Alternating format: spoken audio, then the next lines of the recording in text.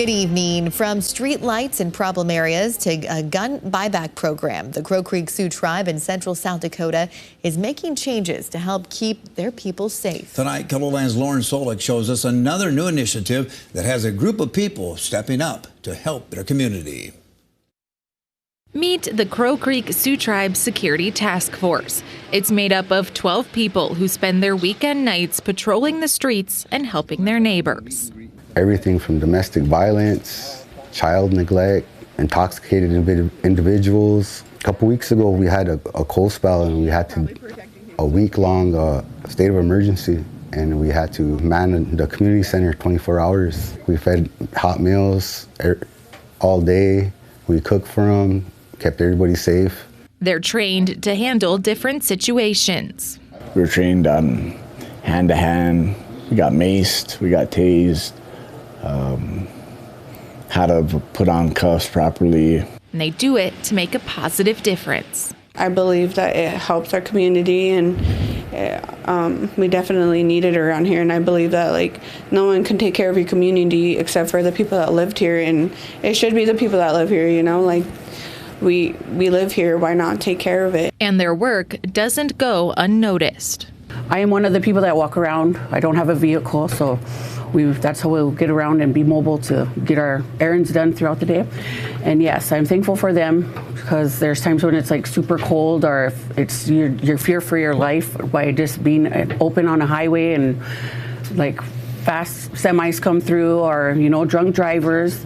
Yeah, and they'll pull over and ask you for a ride, or if you want to ride home. The task force was created to fill the gaps left by law enforcement on the reservation.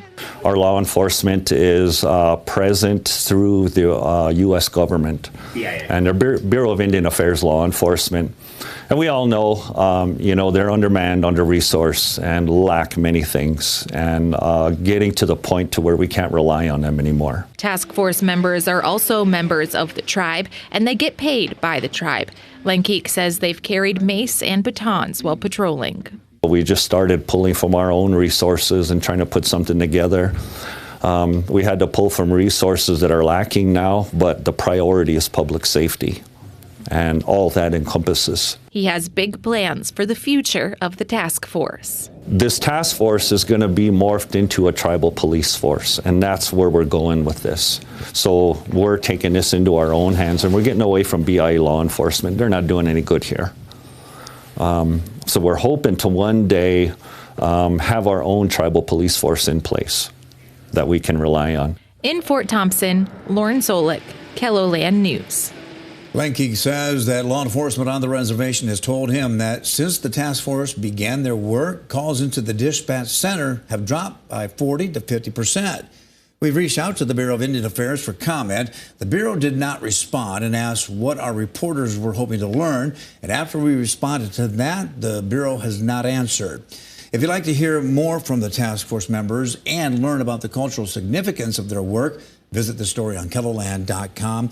And then you can go to 6 o'clock on Thursday night, so they just started their patrol. And you can find out all the reporting from Lauren Solich and Dan Santella in their series, Leaving No One Behind, Life on the Lower Brule and Crow Creek Reservations, in one page on our website, too.